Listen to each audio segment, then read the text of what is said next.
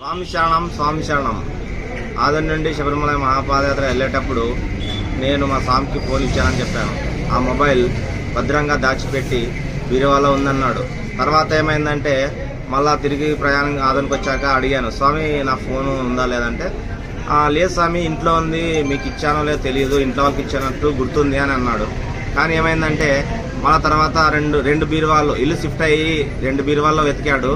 ఎప్పటికీ దొరకలేకపోయినప్పుడు లాస్ట్ టైంలో అలానే వెతుకుతూ ఒక బీరువాలో బట్టల్లో చుట్టి పెట్టాడంట. ఎందుకంటే ఫోన్ పగిలిపోతుందని బట్టల్లో చుట్టి పెట్టినప్పుడు అప్పుడు లాస్ట్కి దొరికింది.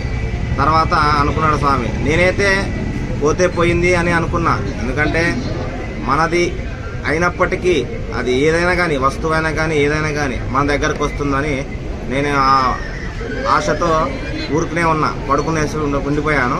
మా స్వామి అయితే చాలా టెన్షన్ పడుకుంటా అన్నం తినుకోకుండా కొంచెం భయపడుతూ ఉన్నాడు. లాస్ట్కి ఫోన్ అయితే మొత్తానికి దొరికేసింది. ఇదే ఫోన్ నాకు దొరికింది.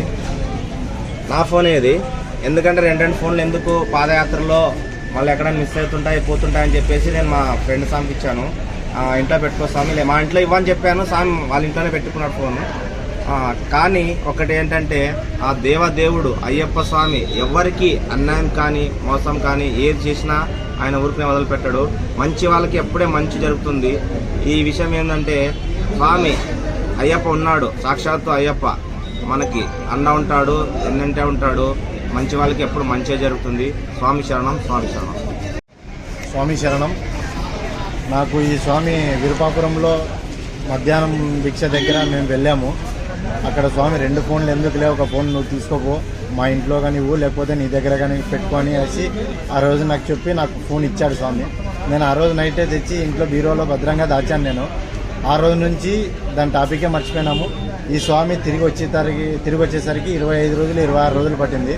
ఆ 26 రోజుల తర్వాత నాకు ఫోన్ ఒకేసారి అడిగేసరికి నాకు టెన్షన్లో ఎక్కడ పెట్టినానో అనేసి గుర్తురాలేదు. ఆ మధ్యలో ఏం జరిగిందంటే ఇల్లు షిఫ్ట్ అయినాను నేను. అక్కడ షిఫ్ట్ అయిన తర్వాత బీరువాలో ఎక్కడ పెట్టినానో అనేసి అడిగేసరికి నాకు టెన్షన్లో గుర్తు రాలేదు. అయినా ఒక ½ అన్ అవర్ వెతికినాను, దొరకలేదు. ఆ టెన్షన్లో స్వామి కూడా ఫోన్ చేసి చెప్పినా, ఇంకా స్వామి నైట్ అయిందిలే యాత్ర పోయిచ్చినాడు అని చెప్పేసి డిస్టర్బ్ చేయకూడదని సైలెంట్ అయిపోయినా. కానీ ఆ రోజు నైటే నాకు ఈ ఫోన్ అయితే దొరికింది. వెంటనే స్వామికి ఫోన్ చేసి చెప్పినాను, సరే మనదైతే మనకు వస్తుంది, మనది కాందైతే మనకి రాదు అని స్వామి ఒక మాట అన్నాడు. నాకైతే చాలా సంతోషం దొరికింది. స్వామి శరణం.